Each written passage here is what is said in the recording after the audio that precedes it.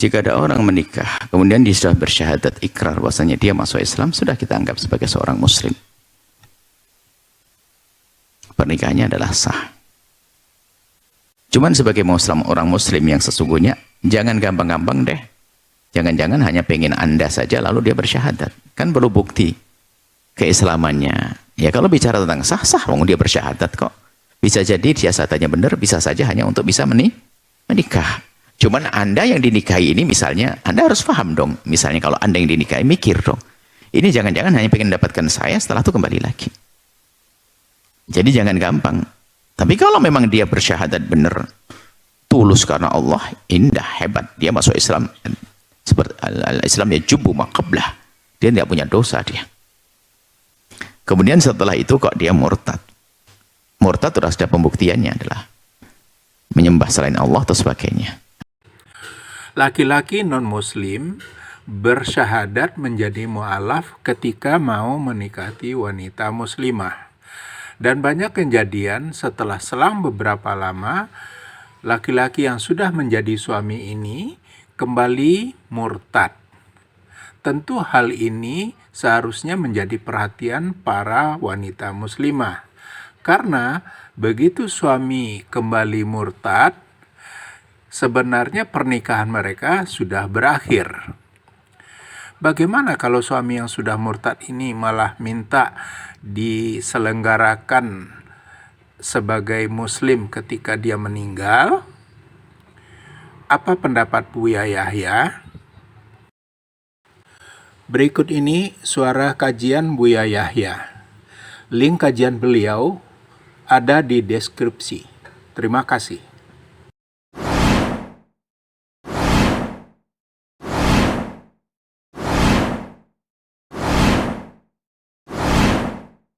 Assalamualaikum warahmatullahi wabarakatuh. Assalamualaikum. Allahumma salli ala Sayyidina Muhammad wa ala ali Sayyidina Muhammad. Buya izin bertanya. Saya punya teman muslimah nikah dengan laki-laki non muslim. Tapi ketika nikah dia si suami masuk Islam, bersyahadat. Dengan berjalannya waktu, si suami kembali ke agamanya. Ketika dalam keadaan sakit, si suami itu meyakini bahwa Allah itu ada, bahwa Islam itu benar, dan dia berwasiat ingin dimakamkan secara Islam.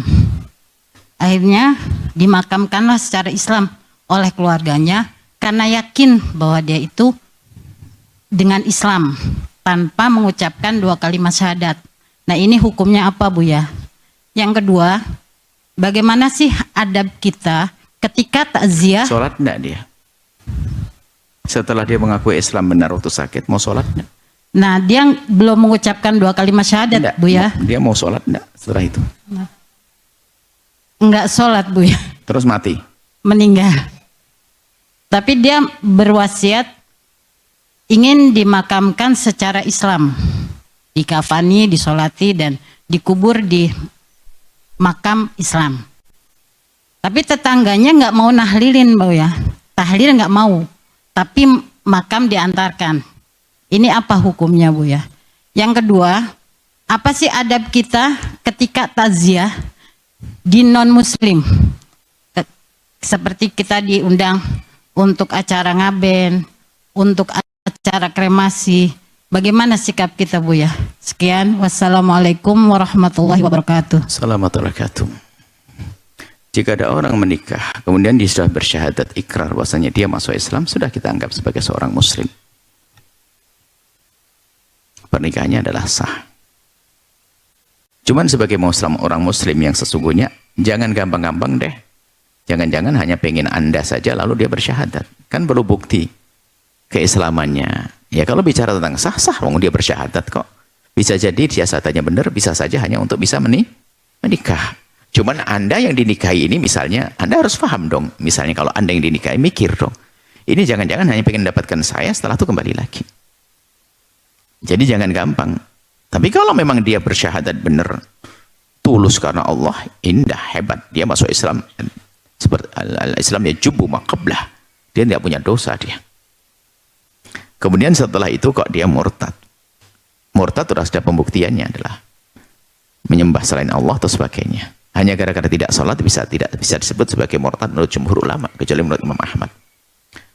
Kalau terbukti murtad, itu nanti akan dipermasalahkan pernikahannya. Kemudian setelah itu tidak saling mewarisi. Jadi kalau seorang suami murtad, ini pembahasan tambahan hukum fikihnya. Jika seorang suami murtad, benar-benar murtad, ini catatannya kan belum jelas. Kalau benar-benar murtad, maka seorang suami, seorang istri terceraikan, terpisahkan. Seandainya sang suami belum kembali kepada Islam di masa iddah, jadi seolah-olah dicerai. Belum kembali di masa iddah, 3 kali suci, kalau dia tidak punya kandungan. Kalau suami tidak masuk Islam kembali, kok sampai berakhir masa iddahnya, masa penantian, maka terpisahkan secara otomatis, bukan suami istri lagi. Tapi kalau dia murtad hanya 2 bulan, masuk Islam lagi, maka kembali lagi pada pernikahan yang semula. Ini hukum fikihnya. Kemudian, jika ada orang misalnya, ini harus dibahas, karena urusannya adalah urusan berzinaan setelah itu. Kalau memang dia tidak rujuk, tidak kembali kepada Islam, menggauli istrinya adalah haram. Karena di luar Islam. Kemudian, tak taunya dia menginsyafi bahwasannya Islam itu benar dan sebagainya. Maka itu dikembalikan kepada perbedaan para ulama. Apakah orang masuk Islam itu cukup harus bersyahadat asyhadu alla ilaha illallah wa asyhadu anna Muhammad Rasulullah? Itu kebanyakan ulama mengatakan semacam itu. Tapi sebagian mengatakan cukup mengakui bahasanya Tuhan Maha Tunggal, Islam benar, dan Nabi Muhammad utusan Allah. Sebagian dengan ikrar semacam itu sudah dianggap. Apalagi orangnya sudah mati. Disuruh bangun syahadat sudah bisa husnudon. Karena sudah ada pengakuan. Matinya pengen dirawat sebagai seorang muslim, berarti ada keyakinan dengan Islam. Bisa jadi dia adalah memang sudah, dia dengan pengikrar. Ikrarnya adalah bukan ikrar soreh, terang-terangan, tapi ikrarnya adalah dengan saya percaya Islam benar, yang paling benar, Islam benar, itu adalah ikrar kebenaran. Sebagian ulama sudah menganggap itu sebagai bentuk masuk Islam, biarpun ya belum ada kalimat saya. Itu kan babnya hal an-nutqu bi syahadatin syatrun aw syartun minal iman. Ini pembahasan masalah mengucapkan kalimat syahadat. Apakah cukup dengan hatinya? Kemudian yang mencatatnya syartun aw syartun sekalipun lesan, apakah yang menjadikan mengucapkan kalimat syahadat sebagai bagian daripada keimanan atau syarat sahnya keimanan bagi umat yang paling berat, apakah harus asyhadu alla ilaha illallah asyhadu anna cukup mengatakan Tuhanku Allah, Nabi Muhammad utusan Allah, atau mengatakan Islam benar dengan nabinya Muhammad, ini apakah cukup? Ada sebagian mengatakan cukup. Jadi orang tersebut bisa saja kita anggap sebagai seorang mukmin dengan husnudon pemikiran tadi, ilmu tadi. Nah, bagi tetangga karena sudah kita anggap sebagai mukmin, ya dia punya kewajiban fardu kifayah.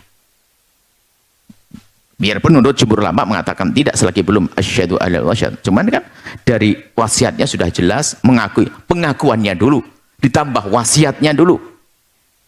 Ingin dikubur berarti di saat dia berwasiat itu ngerti, saya kalau mati pasti akan dikubur dengan cara yang lain. Karena saya meyakini Islam benar sekalian wasiat. Berarti ini adalah pengukuhan yang pertama, mengakui Islam benar, setelah itu minta dikubur. Ini adalah satu qarinah, satu tanda bahwasanya dia adalah kembali kepada Islam.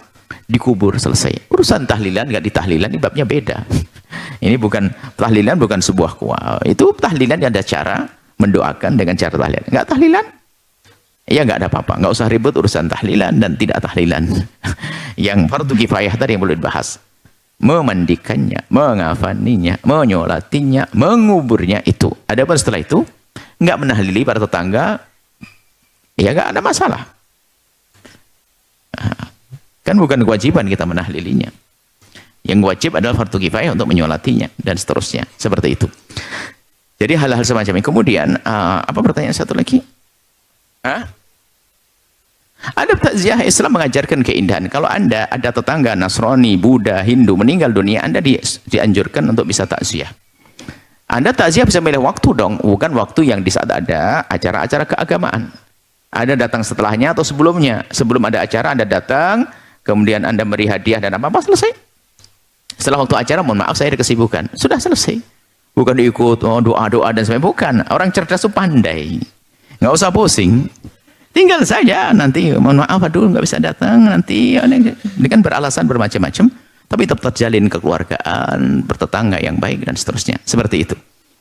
Jadi kemudian peringatan besar, hati-hati urusan kemurtadan, keluar dari iman. Naudzubillah, kalau orang mati dalam keadaan tidak punya iman, selama-lamanya di neraka. Semoga Allah mengampuni semuanya, menjaga kita, iman kita semuanya ya. Dan semoga Allah muliakan kita di saat hidup dengan iman Islam, di saat meninggal husnul khotimah dan kelak di surga. Wallahu a'lam bissawab. Assalamualaikum warahmatullahi wabarakatuh. Penonton yang dirahmati Allah, bagaimana pendapat Anda dengan tema kajian kali ini? Bermanfaatkah? Berikan pendapat Anda di kolom komentar di bawah. Semoga Allah memberkahi kita semua. Amin. Jangan lupa klik like, subscribe, dan lonceng ya. Terima kasih.